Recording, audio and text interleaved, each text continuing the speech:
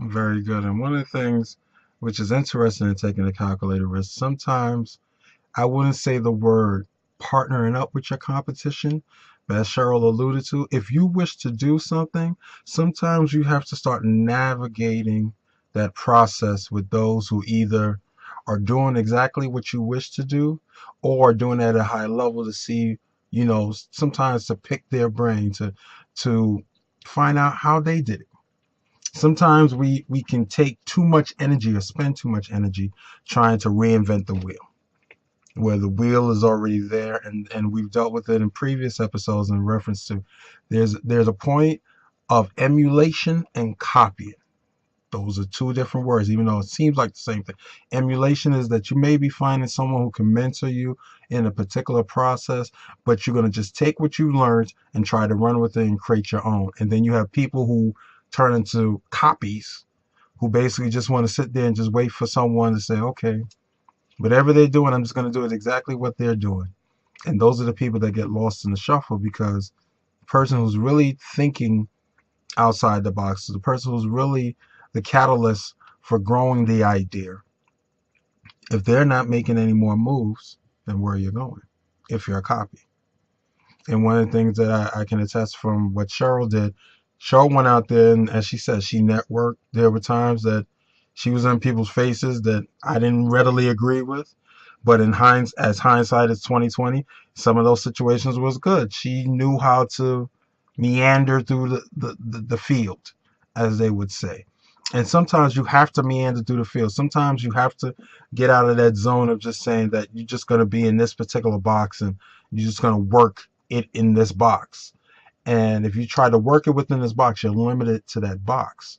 But if you can allow yourself to say, you know what, I'm going to find out how they're doing it over here, or what type of advertising skills that they're implementing over here, or the skills that they're utilizing over here that I might even have already within inside of me, and I just need to put it in place for my particular enterprise. Those are the times that you need to step out of the box and sometimes speak to a competitor. How do you feel, Cheryl, as I've stated that there have been times that you've spoken to competitors, you've spoken to individuals when it comes to trainings and things of that nature? Well, I don't see people as my competition. I see people, Mm, if I give, there's a lot in the universe, I feel. So if I mm, ever get a chance to give somebody some type of uh, help, I do. If I see anytime someone asks me a question, I remember right now there's 4 daycares on our block, mm, and we're people are knocking at our doors. It's not what you it's not about what people could take. I remember someone coming there used to be a lady that she opened up a daycare. She wait outside my gate for my clients. And the whole point is I mm, offered my assistance, I offered my help at any point in mm, time. mm, mm, But it's not the point is that you get what you give back. If you give maliciousness in the ethers, that's what you will get back. mm. If you give positivity in the ethers, that's what you get back. And our spirit and our what we give here is comes from a place of love, and it comes from a place of just wanting to do and give back. And I think that's why this our facility has been so um, blessed, because there was a time and place where when I first started, I people took advantage of Mm. me. Um, and there's certain things that I've learned how to do and how to go in through those pitfalls. But to know that if someone comes and asks me, how do I open a daycare? And my husband can attest to this. I will sit down and tell him Mm. from A to Z of how to open one. Yes, she was. And and they could be opening across the street. I remember someone came by the door and they was inquiring, and she lived across the street and inquiring about opening a child care. And I sat down and I told her from A to Z. And my husband looked at me and said, why are you saying that's your competition? And I said to him, I said, they're not my Yes, competition. I did. I said, because there are so much more that I can give, like just by just giving. and giving and giving, because I know it could come back to me, and it has. Our doors, as much as I said in the beginning that I had to advertise, my parents are mostly my advertising people for us now, So your because it's word a of word mouth, of mouth word of mouth. about how our services are here.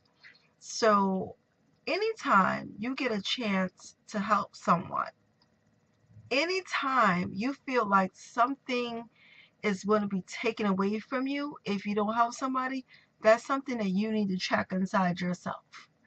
You need to do a self check. Because I feel that anytime you trying to hold something back, you're holding back your own blessing. So it's best to just give it away, because most Hmm. times it'll come back to you tenfold if you learn to just give it away. And I'm not telling you services is not need for it to get paid for it. That's not what I'm saying. What I'm saying, information is powerful. You never know when the next time you turn the corner, your next stepping stone, or would it be you may meet a divine connection for you. So you never know what you need to give to somebody else. Maybe they just need a helping hand. I'm not saying to give your golden recipe away. If that is your cookie recipe, and I'm not saying to give grandma sweet recipe away. But what I'm saying is that if you started a cookie business and you're being successful, why not tell that up and coming entrepreneur how you did it? What's the steps? Very good.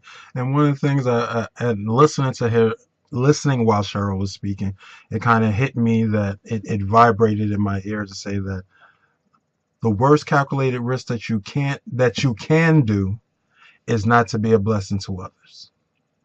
And the reason why that's a calculated risk not to help, as Cheryl was stating, is because it's something that we understand from a spiritual aspect, even from a metaphysical aspect. What you try to hold on to so tightly, if you always gotta, pounce on things and be in so much of a control of a situation, that's when things starts to become brittle. That's when things start to become a little bit um more tenuous.